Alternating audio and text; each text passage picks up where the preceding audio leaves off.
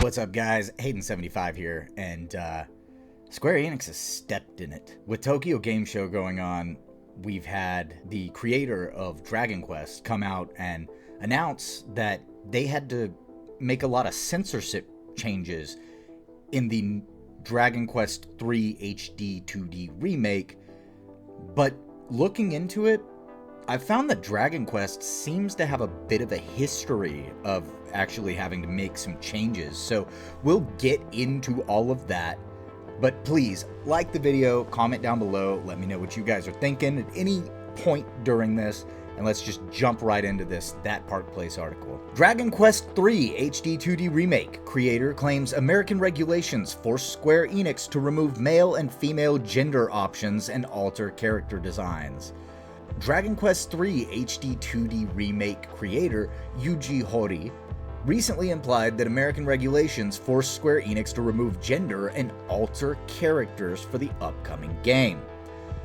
The game is facing a boycott from players not happy about these changes. Ex-user Manga Lawyer expressed his distaste for the changes made to Jenna Sharp, the female hero in the game, in the beginning of September. Dragon Quest III art has been censored by ESG Square Enix to cater to the modern audience. No alternative options, you just have to accept the new normal in fictional video games driven by BlackRock and fake Japanese corporations, or simply don't buy it. And what he's showing here in these images is that you can see she has been given brown shorts underneath her armor, whereas originally she did not have those brown shorts. Numerous players have expressed they will not purchase the game on its Steam forums after it was revealed it had removed the option for players to choose between male and female characters, and were instead labeling the character options as A and B, which we've seen happen a lot in gaming recently. This is something that a lot of these people that are invested in this cult ideology are trying to push, because they want everything to be less sexualized, less attractive, less beautiful, and they want it to all become androgynous so that you can't escape their slop. One player wrote, "Dragon Quest is my favorite JRPG franchise, and I have to put this on ignore." He continued, "I have played all the Dragon Quest games now, and in fact just played 1, 2, 3, 5, 6 again on the SNES Japanese versions. I even paid full price and pre-ordered Dragon Quest XI, something I never do because I have too many games already.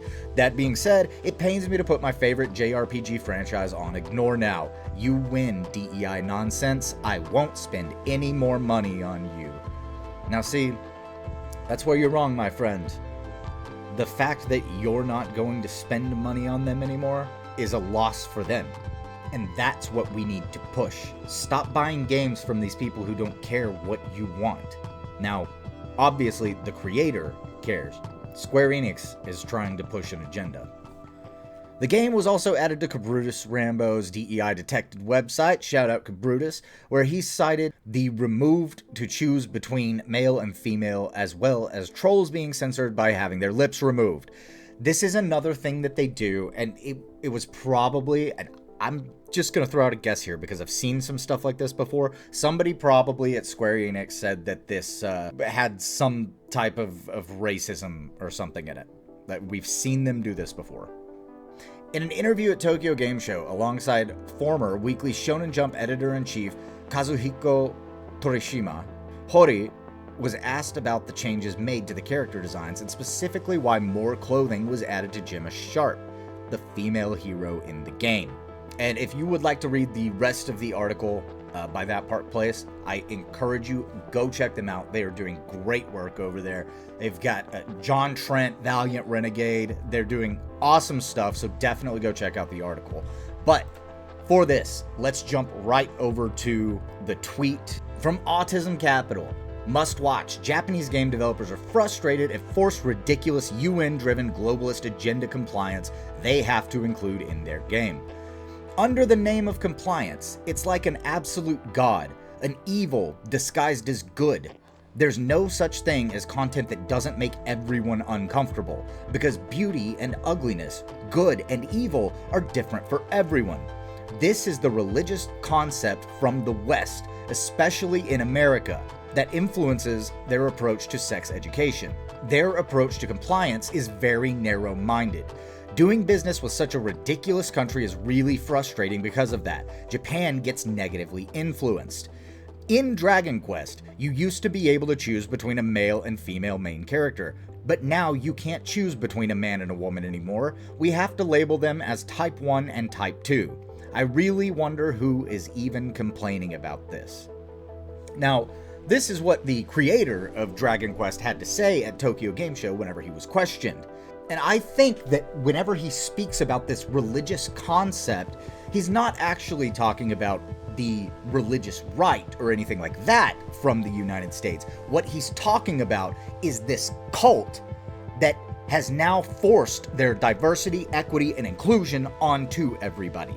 This is a religion to those people. This is a common thread in games and other media content. In Baldur's Gate 3, for instance, there is no gender, there's only body type 1 and 2, etc. Censorship like this is a slope that does not stop.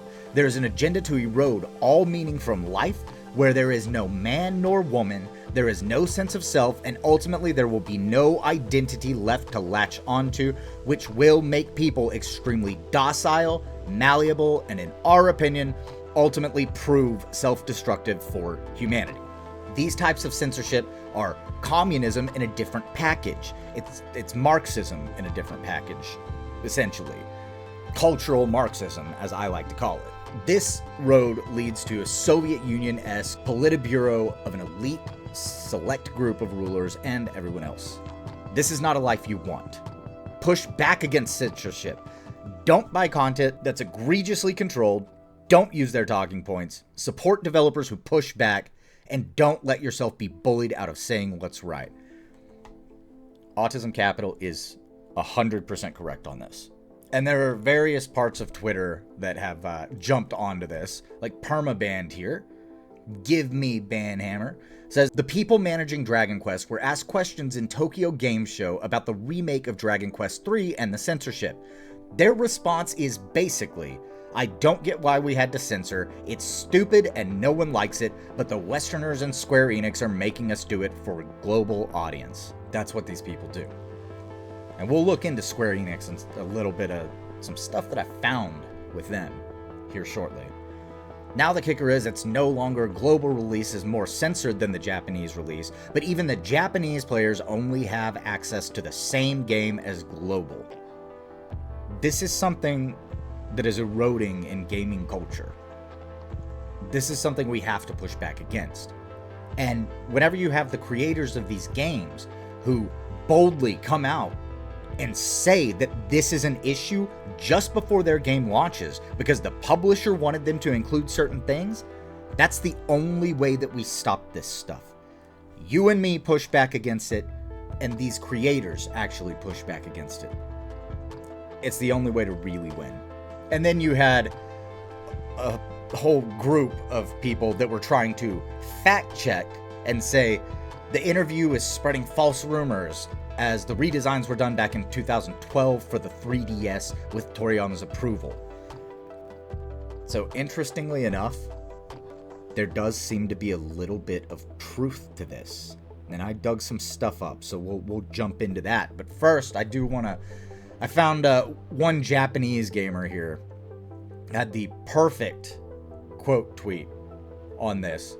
It said, people who complain about the female warrior's costume don't play Dragon Quest. There's no need to listen to idiots who aren't even in the stadium, let alone the outfield. Bravo, sir. You're 100% correct. This is something we've been trying to point out in the West for a long time, is that these people who crave this censorship and want this ideology forced down on us, they don't even have anything to do with our hobbies. They're tourists who want to come in and just take control of things because you're not allowed to have any escape. So this is on Game FAQs at GamerSpot. I found this from a couple of years ago. This was around 2016. People were asking questions. How bad is the censorship in Dragon Quest VIII Journey of the Cursed King for the 3DS? And what you'll see as you kind of look through here, right here's a great one.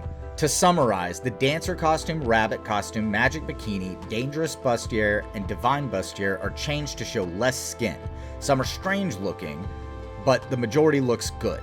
Strangely, they didn't censor jiggle physics, but the PS2 version had no censorship. And I also found this little video here that shows what some of that censorship was from back then. You can see this is the remakes version, and this is from the original game. Now, as we kind of look at a little bit of this, you'll see they definitely went much more conservative in some of this. Here's classic bunny suit. We don't even, no more midriff on this, okay? If we jump ahead just a little bit here. Here's another one. You can see in the original you have some thigh. In the newest one, they decided to cover up with cloth. Now again, this is something like we've seen recently with Stellar Blade, where once the game was released, they put out a day one patch to be able to cover up some of the costumes. Now, why did they do this? They said it was because the publisher wanted them to. And yeah, so again, you can see the censorship here. This is this has added the boob window, or subtracted the boob window, I should say, just like we saw with a lot of the Stellar Blade stuff. Outfit censorship is a spot that they think they can easily cram things in to try to make females look less feminine, or try to make males look more feminine or androgynous. This is a thing that they've been doing for a long time, and now everybody's actually starting to notice it. So if you look at Sweet Baby from August 4th, there is a notable name right in the middle of their page. This is Sweet Baby Inc. This is the archive. Square Enix right there in the middle. And if you look today,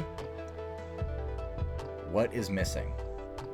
Now, we do know that Square Enix was working with Sweet Baby Inc. at the time that this game was developed. So it's possible that this is a residual from when Sweet Baby was still consulting for Square Enix and trying to push the agenda that they were pushing. Keep in mind, there are other companies that are doing consultation with these games. Sweet Baby's just the one that accidentally fell into the limelight for everybody because they were gloating a little too much about some of the weird things that they were trying to do. Lastly, even though Sweet Baby is gone, if you go over to Square Enix's website, you can find their diversity, equity, and inclusion section that says, the Square Enix Group believes in the importance of fostering diverse and inclusive workplaces across the many rich facets of the human experience, including nationality, race, religion, thought, and creed, age, gender, sexual orientation, and physical condition. All of our locations work to increase representation and promote diversity, equity, and inclusion across such areas as recruiting, training, team building, and employee activities. We are encouraged by the progress we've seen through the years in the areas of diversity, equity, and inclusion, and continue to prioritize our work in this area. What it looks like is Square Enix caught wind of the bad things happening with Sweet Baby Inc. and wanted themselves removed from the website. This does not mean that they're actively not working together anymore, but they may have parted ways. Regardless, Square Enix still has this on their website. They're still pushing the same agenda that all of these other companies are pushing. This is the stuff that has to stop. This is the stuff that needs to be called out. This is what we're in a war over. I am Hayden Wayne 75. Thank you guys for coming and checking out the video today. Please like, subscribe to the channel, comment down below, let me know what you guys think, and I'll see you in the next one.